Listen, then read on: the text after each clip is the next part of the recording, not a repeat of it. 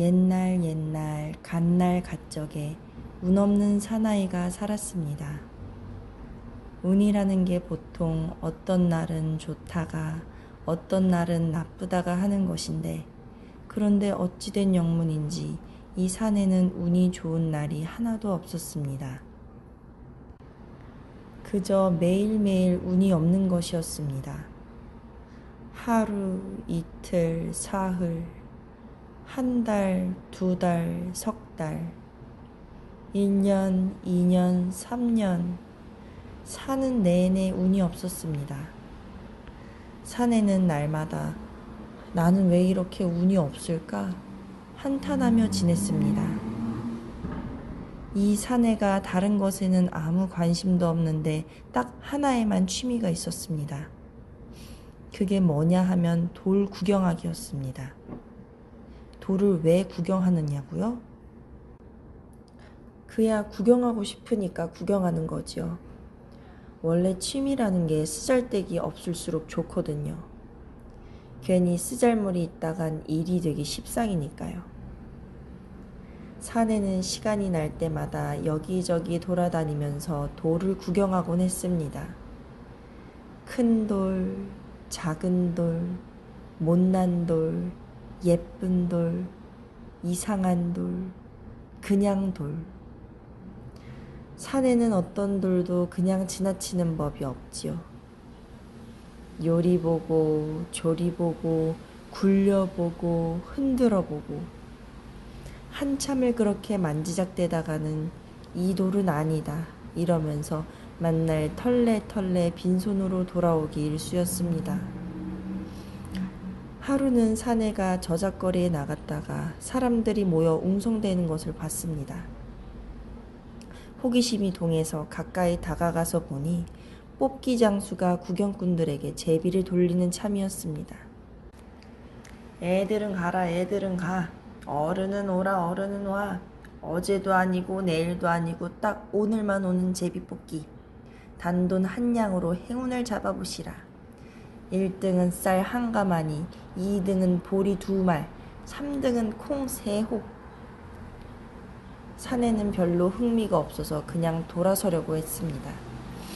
그런데 구경꾼 하나가 이렇게 묻는 것이었습니다. 꽝도 있소? 뽑기 장수가 호탕하게 웃으며 그럼요, 꽝 상품은 돌멩이 입지요 대꾸합니다. 구경꾼들은 왁자하게 웃음을 터뜨렸습니다. 하지만 산에는 귀가 솔깃했지요. 어쩌면 신기하게 생긴 돌을 얻게 될지도 모르잖아요. 산에는 꽝제비를 뽑으리라 마음먹었지요. 하지만 꽝제비는 처음부터 없었던 것이고 뽑기 장수가 그저 농을 친 것이었죠. 대신 3등이 아주 많았고 2등은 2명, 1등은 딱 1명뿐이었습니다. 그 한 명이 누구냐 하면 바로 운 없는 사내였습니다. 아이고, 그거 1등 제비 아니요? 세상에 1등에 당첨됐네 그려. 다른 구경꾼들은 모두 부러워하며 박수를 쳤습니다. 이렇게 사내는 쌀 한 가마니를 받았습니다. 그런데 마침 계절은 여름이요, 때는 한낮이라 그냥 걸어라 해도 더울 판에 무거운 쌀가마를 쥐고 가려니 어찌나 힘이 들던지 산에는 허우대만 멀쩡한 약골인지라 이마며 등이며 비지땀이 줄줄 흘렀습니다. 산에는 울상을 지었습니다. 하필 1등 제비에 당첨되다니 나는 왜 이렇게 운이 없을까? 그러다가 냇가를 만났으니 참 반가웠지요. 세수도 할 겸 다리도 쉴 겸 앉았다 가기로 했습니다. 게다가 냇가 바닥에는 자갈이 지천으로 깔려 있거든요. 돌을 그냥 지나칠 사내가 아니잖아요. 거참 자갈 많다. 아예 신발을 벗고 물에 들어가 자갈을 구경하기 시작했습니다. 시간 가는 줄 모르고 자갈 사이를 헤집고 다녔지요. 그런데 물속에서 뭔가 번쩍번쩍합니다. 산에는 요게 무슨 돌인가 싶어 주워들었습니다. 아이고, 그거 금덩이 아니요? 마침 다리를 건너던 사람들이 깜짝 놀라 소리쳤습니다. 세상에 금덩이를 다 주었네 그려. 사람들이 모두 부러워하며 박수를 쳤습니다. 이렇게 사내는 금덩이를 얻게 되었습니다. 금덩이를 얼른 품속에 감추고 쌀가마니를 짊어지고 허겁지겁 집으로 돌아왔습니다. 이제 곧 내가 금덩이를 주었다는 소문이 나겠지? 집에 도둑이 들면 어떡하나? 아이고, 불안해 못 살겠네. 사내는 길게 한숨을 쉬었습니다. 골치 아프게 금덩이를 줍다니 난 왜 이렇게 운이 없을까? 며칠 밤을 꼴딱 세운 사내는 안 되겠다 싶어 일단 금덩이를 팔자 마음먹었습니다. 그 돈으로 땅을 사기로 했지요. 땅은 도둑이 못 훔쳐가니 말입니다. 그런데 당초에 어느 땅을 사야 할지 모르겠습니다. 거강꾼이 사내를 끌고 다니며 이 땅은 이래서 좋고 저 땅은 저래서 좋고 좋다고 권하는데 사내는 다 마음에 들지 않았습니다.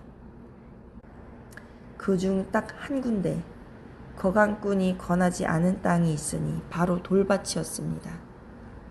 이 땅은 볼 곳도 없어. 겉은 멀쩡해도 속은 온통 돌천지라 농사를 지을 수 없는 땅이요. 땅속이 돌천지라니 사내는 볼 것도 없이 결정하고 돌밭을 샀습니다. 돌을 좋아하는 사내가 돌밭을 샀으니 아주 신이 났습니다. 그런데 운이 없는 사내는 참말이지 뭘 하려고 해도 운이 없습니다. 돌을 캐려고 곡괭이질을 하는데 흙 속에서 챙 하는 소리가 나는데 뭔가 싶어 파봤더니 글쎄 커다란 항아리가 나오지 뭡니까? 그 안에는 온갖 진귀한 보물이 그득했습니다. 금덩이 하나 갖고도 불안에 떨었는데 그보다 몇백 배나 많은 보물이 생겼으니 어쩔까요? 이젠 아무것도 못하고 보물단지나 시키는 신세가 되고 말이죠. 아이고 재수가 없으려니 돌밭에서 돌 캐는 것도 못하고 집안에만 박혀있으려니 꼭 죽을 맛이었습니다. 그래서 안 되겠다 싶어 보물 지키라고 사납게 생긴 진돗개 한 마리를 데려왔습니다. 다음날 아침 사내는 개밥을 주려고 나갔다가 기절할 뻔했습니다. 진돗개가 마당 한가운데 두 발로 서서는 궁둥이로 삐딱빼딱하며 춤을 추고 있지 뭡니까? 이 소문이 순식간에 마을 넘어 이웃마을, 그 이웃마을까지 쫙 퍼졌습니다. 두 발로 서서 춤을 추는 개가 있다니 어찌 되었겠습니까? 두 발로 춤추는 개 구경 좀 합시다. 구경꾼이 우르르 모여들어 개가 집을 지키기는커녕 사람이 개를 지켜야 할 판이었습니다. 아이고 안 되는 놈은 뒤로 넘어져도 개가 코가 깨진다더니 운 없는 사내는 날마다 땅이 꺼져라 한숨을 푹푹 쉬었습니다. 운이 없으니 기쁨도 없고 기쁨이 없으니 행복도 없고 세상에 딱해도 이렇게 딱할 수가 없습니다. 춤추는 개를 보러 오는 사람이 너무 많다 보니 사내는 늘 개를 데리고 다녀야 했습니다. 말도 못하게 귀찮았지만 집에 덜렁 남겨뒀다간 혹시 누가 데려갈까 염려되어 도리가 없습니다. 하루는 사내가 어딜 갔다가 깊은 산속을 지나게 됐습니다. 하필 호랑이가 자주 다닌다는 길목이라고 소문이 난 그런 고개였습니다. 진돗개가 옆에 있지만 이놈은 생긴 것만 사나웠지 겁이 많아서 별로 의지가 안 됐습니다. 사내는 어쩐지 으스스한 기분이 들어 걸음을 서둘렀습니다. 가다가 보니 저 앞에 장정 하나가 자루를 짊어지고 바쁘게 걷고 있었습니다. 사내가 하도 반가워서 이보시오 길동무나 합시다 하고 달려갔는데 그 장정이 뜨악한 얼굴로 나는 갈 길이 바쁘니 먼저 가야겠소 하면서 발을 더 제게 놀리는 것이었습니다. 사내는 혼자만 남겨질까 다급한 마음에 나도 빨리 고르면 되지 않소 하며 끈덕지게 달라붙었습니다. 그런데 갑자기 진돗개가 장정을 향해 컹컹 짖는 것이었습니다. 장정이 흠칫해선 뒷걸음을 쳤습니다. 개 낯짝이 보통 험상궂어야 말이죠. 왜 그러냐? 사내는 당황해서 개에게 물었습니다. 하지만 개는 춤만 출 줄을 알지 말은 못하고 그저 컹컹 짖기만 하는 것이었습니다. 아무래도 장정이 짊어진 커다란 자루를 향해서 짖는 눈치였습니다. 사내가 조심스레 물었습니다. 등에 지고 가는 게 뭐요? 그러자 장정이 아무것도 아니요. 돌이요, 돌. 하는 것입니다. 사내는 돌이란 말에 와락 호기심이 생겼습니다. 무슨 돌이길래 그리 꽁꽁 묶어매고 가시오? 그 말에 장정이 화를 버럭 내더니 궁금한 게 뭐 그리 많소? 나 먼저 갈 테요. 산길을 막 뛰어내려갑니다. 아이고 같이 좀 가요. 사내가 소리쳤지만 장정은 날쌔게 나무 사이로 사라져버렸습니다. 아예 구경 좀 시켜주지. 닳는 것도 아닌데 뭘 그리 째째하게 군담. 사내는 다시 개와 둘이 남아 터벅터벅 걸었습니다.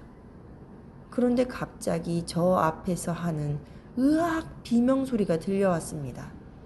조금 있다가 어흥 하는 소리도 들리고 이크, 이게 무슨 소리지? 사내는 걸음을 우뚝 멈추었습니다. 아무래도 앞서가던 그 장정이 호랑이를 만난 게 틀림없었습니다. 사내는 무서워서 간이 콩알만해졌지만 용기를 내어 소리가 난 쪽으로 쟁걸음을 놓았습니다. 그랬더니 장정도 없고 호랑이도 없고 그저 자루 하나만 덩그러니 놓인 것이었습니다. 대체 이게 뭔가 무슨 일인가 사내는 발을 동동 구르며 주위를 두리번거렸습니다. 그런데 가만히 있던 자루가 움찔움찔 움직였습니다. 사내가 놀라서 얼른 자루를 풀어보니 그 속에는 돌이 아니라 웬 여인이 나와 에구머니 댁은 누구요? 에구야 그러는 댁은 누구요? 여차여차한 사정을 들어보니 참말 기가 막혔습니다. 여인은 아버지가 자꾸 하기 싫은 일만 시켜서 집을 나와버렸대요.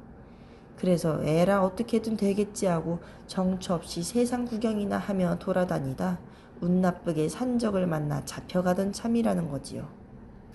사내는 하도 어처구니가 없어서 부모님이 얼마나 걱정하시겠소. 일단 집에 들어가서 해결해 보시구려 그랬습니다. 그러자 여인이 사내를 보곤 배시시 눈웃음을 주었습니다. 예, 안 그래도 이제 집에 들어갈 작정입니다. 여인은 눈만 껌뻑이는 사내의 손을 잡아 끌더니 씩씩하게 앞서 걸었습니다. 어디로 갔냐면 바로 궁궐이었습니다. 알고 보니 이 여인은 이 나라 하나뿐인 공주였지 뭡니까. 임금님의 기쁨은 말로 할 수 없을 정도였습니다. 안 그래도 공주가 왕이 되기 싫다, 결혼도 하기 싫다 하며 궁궐을 나가버리는 바람에 나라가 발칵 뒤집혔거든요. 임금님은 하도 애가 타서 오늘 아침에 이런 영까지 내린 참이었습니다. 누구든 우리 공주를 찾아온 사람에게 임금 자리를 물려주겠노라. 그러던 중에 공주가 웬 사내를 데리고 떡하니 궁궐에 나타난 거지요. 아바마마, 저는 이분과 혼인하고 싶습니다. 공주의 말에 임금님이 제까닥 고개를 끄덕이며 오냐, 내 무슨 소원을 못 들어줄까. 이렇게 해서 운 없는 사내는 공주의 배필이 되었습니다.